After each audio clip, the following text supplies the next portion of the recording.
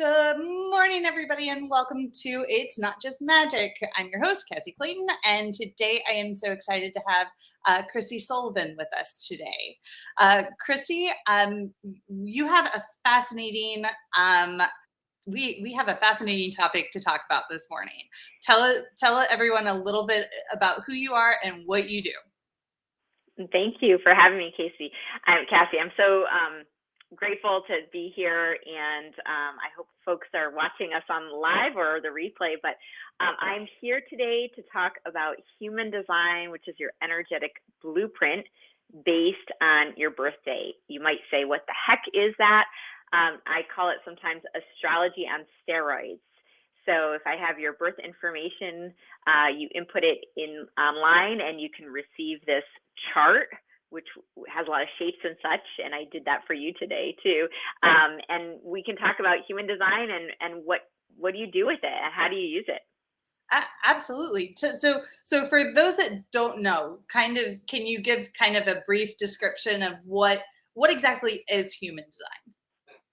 So it's a system that came about in the 80s, so it's kind of fairly new. However, it blends together some ancient wisdoms of astrology, which I already mentioned, the chakra system, which is out of India, Kabbalah, which is a Judaic system, and I Ching, which is Chinese. And these four sort of cosmic systems come together when you look up your human design. You actually get what's called a body graph chart that has different shapes that look similar to the chakra system. And that chart, so to speak, gives you information that can be so helpful for helping you understand your energy. And this is sort of who you are at the core. Different than a personality assessment, which we probably all have done, or like a communication assessment, where you answer questions and based on your upbringing and your beliefs and your mindset, it gives you information about the personality and the character of who you are. This goes much deeper. This is sort of the operating system underneath the personality and your upbringing and the conditioning you've had. So it really goes into this deep layer, which I love, that helps you more understand who you are naturally, who you're not, and how to uniquely do things in a way that matches who you're designed to be. There's over 2 billion combinations, so you really are unique in human design. Oh, wow. That's so cool. It's interesting because it goes so far in depth. It does. And it can be very complicated. I warn people, if this is new to you, when you look at the chart, it obviously looks foreign, complex.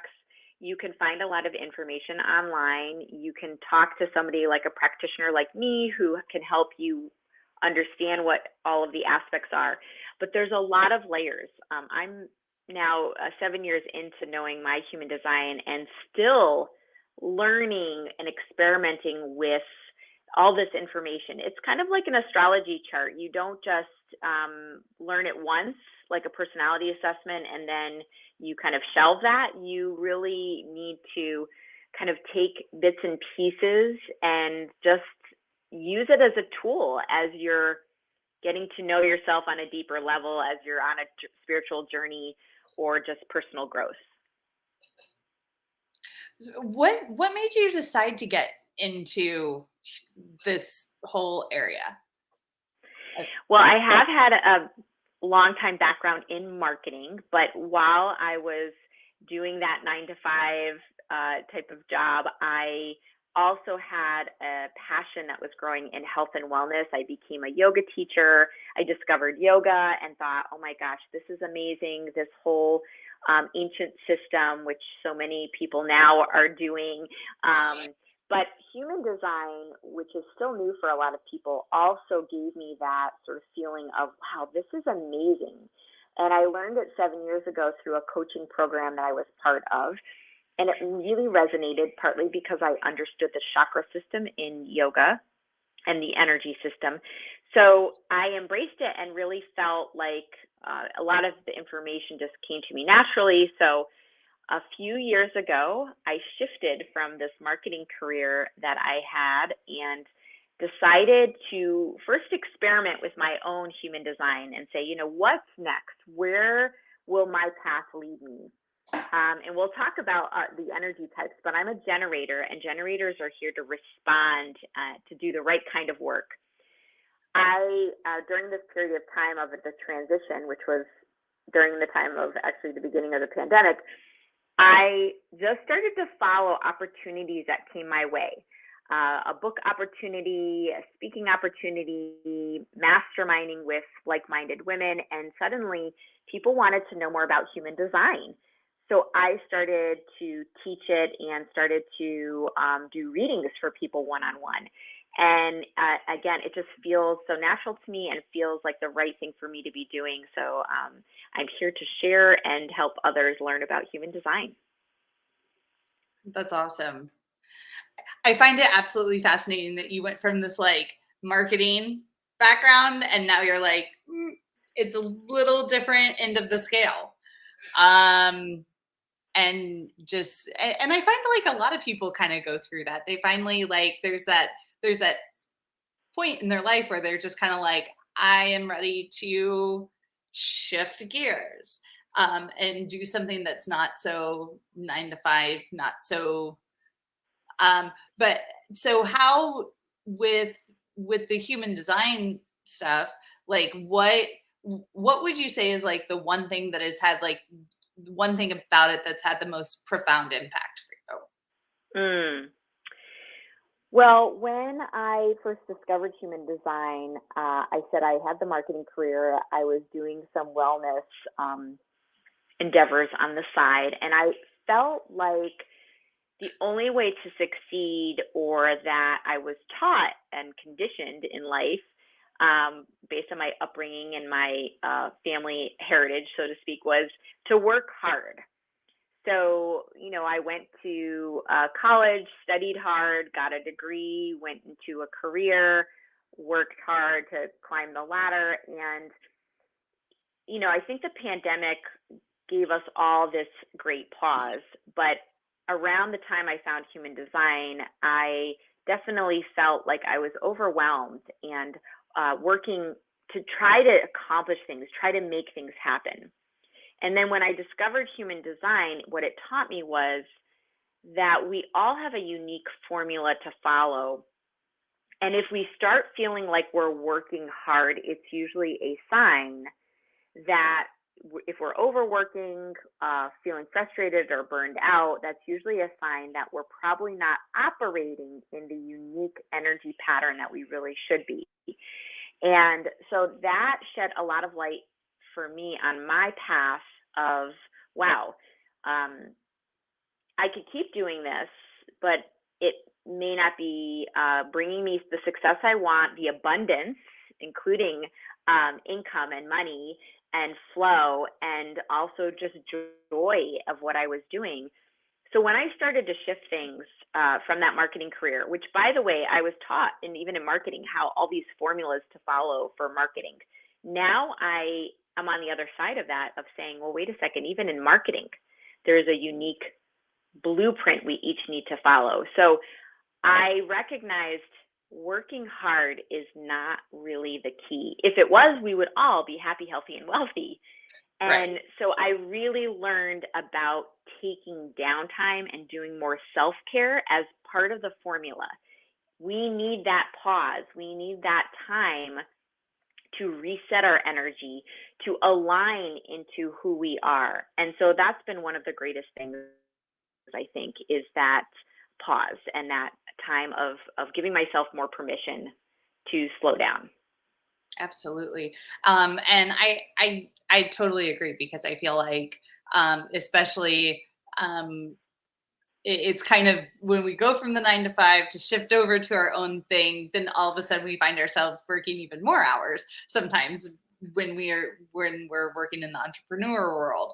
So, or we're running our own business, and but finding that work-life balance, that actually taking the time to relax, I know that I struggle with that hugely. I'm like, because I'll get up and go, and then all of a sudden you're like, I don't stop until the wall's right there. I just think that it's so important to take that work-life balance for sure. Sorry, my cat Yeah. is showing this this morning. um, so, uh, but yeah, so how, um, And if okay, I so could say something about that work-life balance, that, and I have a book chapter coming out in a new book about business and building the ultimate soul-centered, aligned business, that when you are putting together like your goals, your strategy for your business or for a career or for, you know, your life goals in general, that balance, it's not even just balance, it's the downtime has to be part of the formula and the strategy. Otherwise, what you're achieving, you can achieve success through hard work, but think about how many people, especially in this day and age, that we're seeing with burnout. And I even love to talk about this phrase, functional burnout, where we're burned out, but we're still doing and working and being busy. And we don't even know that we're burned out, because when we start to slow down, and that's, I think, what the last few years have taught us, is that when we're slowing down and have to take time out and maybe be more by ourselves, or downtime, and not have our schedules filled, once we get past the discomfort, there's on the other side of that this beautiful like clarity we get, or connection to our intuition, to feeling more empowered, feeling more rested, feeling like we actually have more energy to do things. If we get on the other side of that and actually reach that, then it's not just balance. It's like that is actually feeding us with any success that we do through work, whether it's a job or volunteering or managing family, because work covers everything in our life. So that balance and that connection to ourselves is really important, as important in whatever our plan is. Again, I'm 100% agree.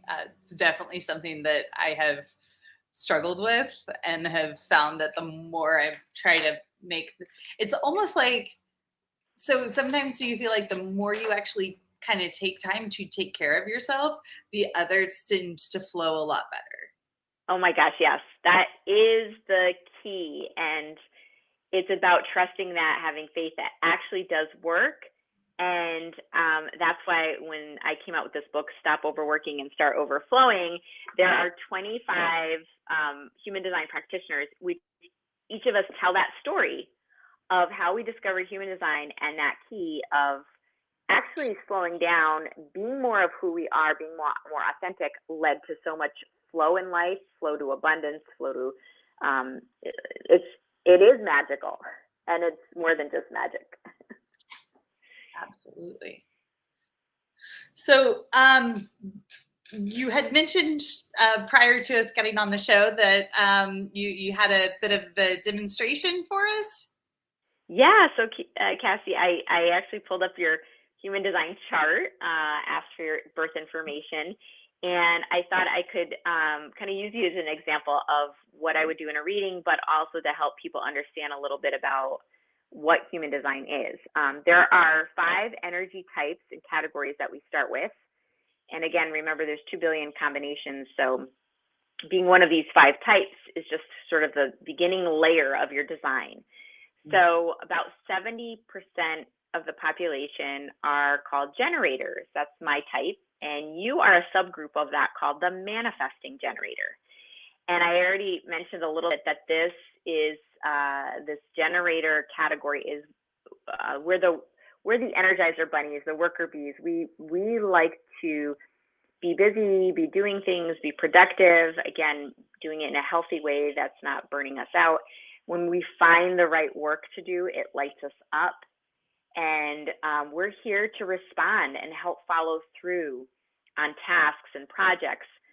30% of the population who are not generators, they're not meant to be as busy, and they just don't have as large of a battery, so to speak, to charge themselves throughout the day. They actually need some more downtime to recharge themselves. One of those types is also called the manifestor, who are here to initiate and create. You're a manifesting generator, a little combo of both, but you're still here to find the right kind of work, to respond to things. And the difference between perhaps the generator and manifesting generator like you are is that you might work or move a little bit faster. You might like to find shortcuts to things, and sometimes you juggle multiple things at the same time, and that's just part of your nature. So it's not meant for you to say, when people say slow down or focus on one thing, I mean, your energy naturally kind of operates in a different way. We also look at in a reading how best you have decision making in the body, not in the head. Human design teaches us that the head is here to hold information, and it's our body wisdom that can help guide us and give us the best decision making for our path and journey.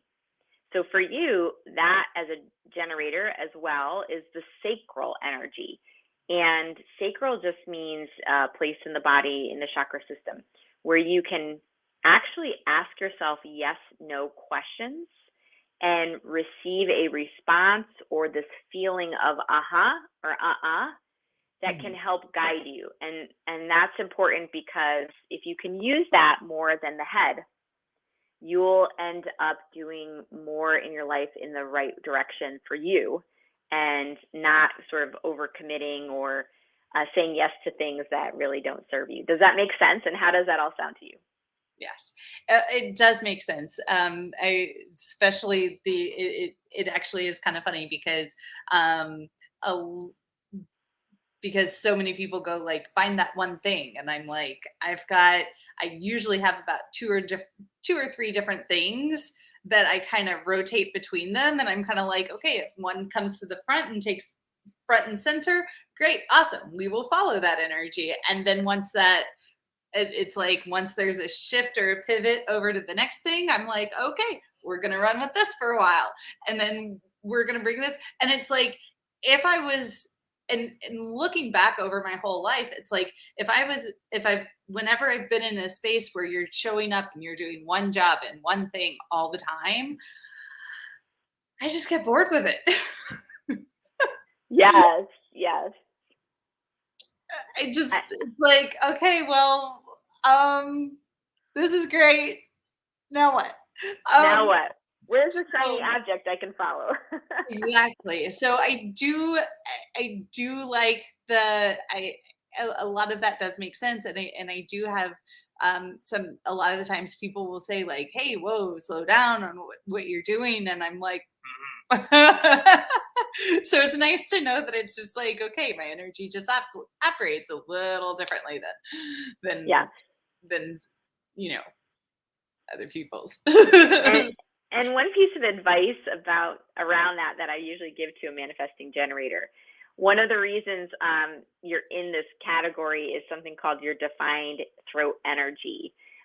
You're defined in this throat area. You can have different communication styles if you did that assessment, but the throat defined just means that you are here to speak.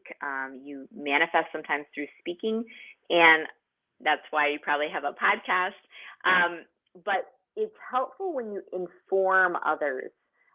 Sometimes if you're moving quickly, you may get resistance from others who are not manifesting generators, or those around you who are sort of like at the sidelines, and they're seeing you move quickly and they're unsure of their role and how to support you.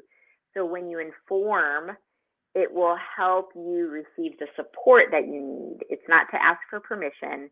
It's just when you're moving quickly that you can help others understand and for them to feel settled so you can move forward in the way that you want. Does that make sense? That does. I like it. Yeah. And in human design, our design is like a beautiful expression of just these natural abilities. There's nothing right or wrong, good or bad. nothing that you need to fix or that is broken. There may be conditioning that you've learned in life that may suppress or block some of these natural abilities, and that's important to uncover and to clear and to shift. It's like shifting, self-limiting beliefs or healing traumas. But the human design system and how you're built is naturally like perfect. And so when you lean into that and maybe lean into informing others, it's not because you're doing something wrong, but actually to enhance more of who you are. And also when you start to understand who you are more of in human design, the other beautiful thing I see happen is people start to honor and respect other people's designs that are going to be different. We are not built the same, and we can share similar qualities. But once we recognize that our unique blueprint and others have their own unique way, then it almost creates more balance and more, collaboration and more community and connection. Awesome. Yeah. I'm all about the collaboration. I love to collaborate with people. There's actually a group that I'm a part of, which one of the reasons that we were actually discussing it mildly beforehand, the Mink Life motivation group. It's like part of the cool part about being a part of that group is that as we sit there and work, we're working on our own things, but then you have that group there to collaborate with. So you're working on your project and you're like, oh, I want to know how this sounds, or I want to know how this could, this makes sense in my brain. Does this make sense in everybody else's brain? And you can just jump in and go, hey, run, you're in the group, and then you have 5 people you can run it by and get feedback on, and it's instant. Or somebody comes in and they're like, hey, I need help with getting this event out or something like that. And we all just kind of jump in and help make it happen. In 20-30 minutes, they're off and on their way, So also to speak to the collaboration part, it's like, that's actually what I designed Stargazers Unite around, is to create an environment that you can collaborate with other people. So yeah, one of the beautiful things through human design is that collaboration can be really powerful when you're bringing together people with different energy types, as well as recognizing that we all have these unique strengths. When you go deep into your chart, you can really see some of the aspects and personality traits and characteristics that you have as part of your design. And sometimes you don't have all of them. Out of 64 unique aspects, you have usually about 26 out of these 64. So others will come into your group, for example, who may have the opposite or a different, sense of those personalities that can complement you and can complement what you're trying to do. So in business, I've had people, you can run a chart for your business partner or somebody that you're planning to work with. In families, I've done readings for a family where you can take a look at how do you complement each other. And again, there's no bad match. In relationships, people have said to me, can I see who's a good match in human design? Well, really, the theory is that we all complement each other in different ways. And that leads to collaboration when you understand the differences, how to honor those differences, how to work with them, and how when you come together, in a small group, that you each have different energies and attributes, then you can learn to even use those to even create more success and more progress and collaboration. Awesome. What's one piece of advice you could give somebody who, if they were interested in learning more about their human design, or that, what would you say to people? So usually I suggest that you start with doing a reading with a practitioner. You can find a lot of information online, and some people love to dive into the rabbit hole, we call it, and investigate their own sort of design and the aspects. And if you do that, do it slowly, do it mindfully. You can't learn it all at once. But when you actually talk to a practitioner, and it's like taking a yoga class, different practitioners have different styles. So find someone that you might resonate with, or reach out to me. I've got 25 authors in my book who have different styles and focus on different aspects. But that conversation can really help, I think, in embodying what the system is. The other second piece of advice, even if you're not interested in human design, is do your self-care. Do the inner work to really learn about yourself. It doesn't have to be through the system. By the way, human design complements other personality and communication assessments. This is just another tool in the toolbox. But when you're doing that inner work and aligning yourself, there's a ripple effect. We are literally in a very powerful phase of evolution in our time right now. It's very important that we know who we are, know how we're showing up, know how we can be more uniquely and authentic and be lights in this world. So do that self-care, the deeper self-care, that inner work, knowing yourself. Absolutely. So I think I believe we've already kind of touched on this, but we do have a question. Keith Fletcher, who's joining us from YouTube, says, is this like a reading, the birthday chart, or a little bit more? I'm not sure what he means by birthday chart, but if your birth date, including the time and location, informs informs the human design chart that you have. So you need that information. And then I don't know if you're speaking more of an astrology chart. Astrology charts are different.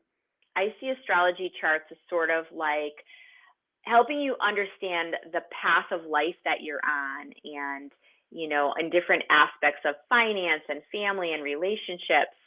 What I see human design is the car that you're driving on that journey, the mechanism of who you are, the mechanics of who you are. So they complement each other. I hope that answers his question. I definitely. He also said, I have had a birth chart done, and it was so amazing. And he also says, okay, I understand that. So yeah. Good. Yeah, this goes deeper, and I would highly recommend, if you've done any astrology charts, explore human design, because it's a whole other way of looking at things. It's really fascinating. Very cool. Well, Kristi, we are kind of coming towards the end of the show. How can people get a hold of you? Thank you for asking. I am active on Facebook. My website, by the way, is, as in your show notes, is KristiHSullivan.com. You can find a link to my book and Facebook group. On Facebook, I have a group called Kristi's Human Design and Self-Care Community. I'm a little bit on Instagram. I'm on LinkedIn, and reach out. I would love to talk more about human design, and hope you join my Facebook group. Awesome. Yeah, definitely. For anybody who's interested, definitely go join her Facebook group. And again, thank you. Any last words to our audience? Just, be you, be more of who you are. It's going to help this world in so many great ways. And thank you again for having me today, Cassie. Absolutely. You have a great day. All right. We'll see you next time.